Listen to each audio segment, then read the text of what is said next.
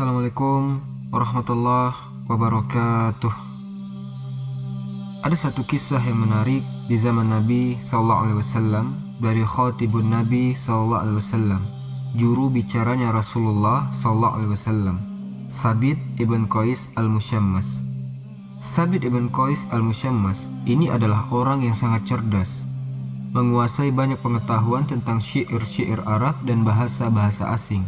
Ya, karena dia adalah juru bicara Rasulullah. Akan tetapi, Sabit ibn Qais ini mempunyai suara yang sangat lantang. Jadi, kalau bicara itu lantang sekali. Bahkan kelantangannya dalam berbicara terkadang lebih lantang dibandingkan Nabi SAW. Garis bawahi teman-teman, maksud lantang di sini artinya keras suaranya, bukan kasar.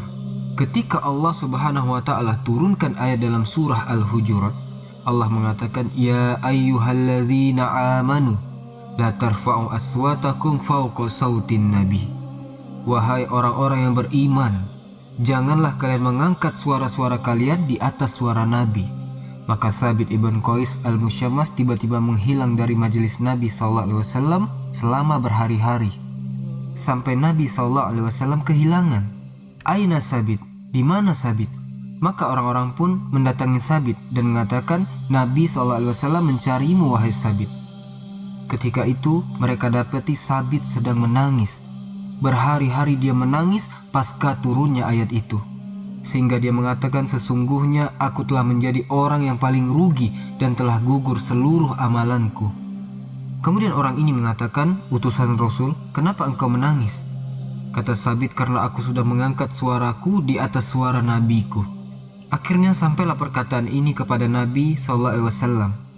Kenapa Sabit mengurung diri di rumahnya, menangis berhari-hari pasca turunnya ayat surah Al-Hujurat tadi.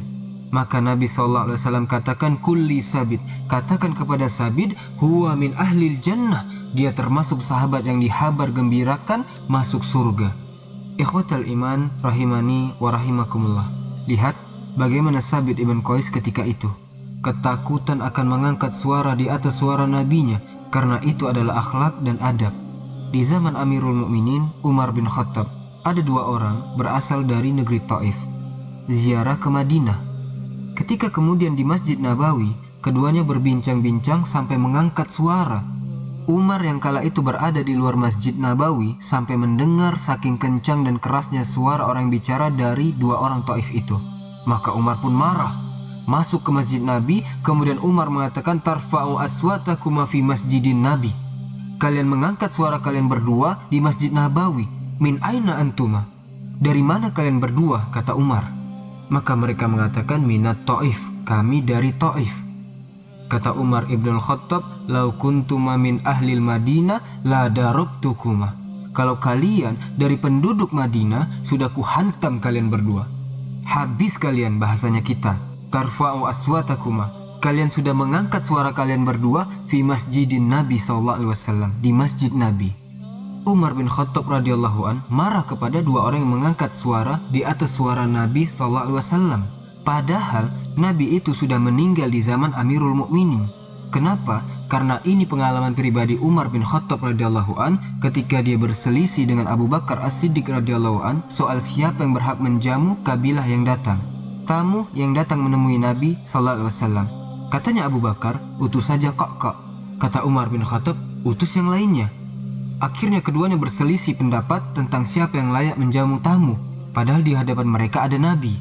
Akhirnya kemudian Nabi SAW mengisyaratkan kepada keduanya untuk merendahkan suaranya. Dari sini turun ayat, La tarfa'u aswatakum fawqa sautin Nabi. Sejak kemudian keduanya mendengar ayat itu, keduanya tidak berani lagi bicara lantang. Sampai Umar bin Khattab kalau bicara dengan Rasulullah itu sangat pelan. Terkadang Rasul tidak mendengar, sampai meminta difahamkan, kau bicara apa Umar, saking pelannya. Jadi setelah turunnya ayat ini, Umar bin Khattab radhiyallahu an kalau ngomong lirih sekali, sampai-sampai Rasul tidak dengar. Saking takutnya mengangkat suara keduanya di atas suara Nabi SAW. Begitu adab dan akhlak. Dari sini kita lihat teman-teman, bagaimana sahabat-sahabat Nabi SAW sangat mencintai Nabi SAW. Semoga kisah singkat ini bermanfaat. Barakallahu fikum. Assalamualaikum warahmatullahi wabarakatuh.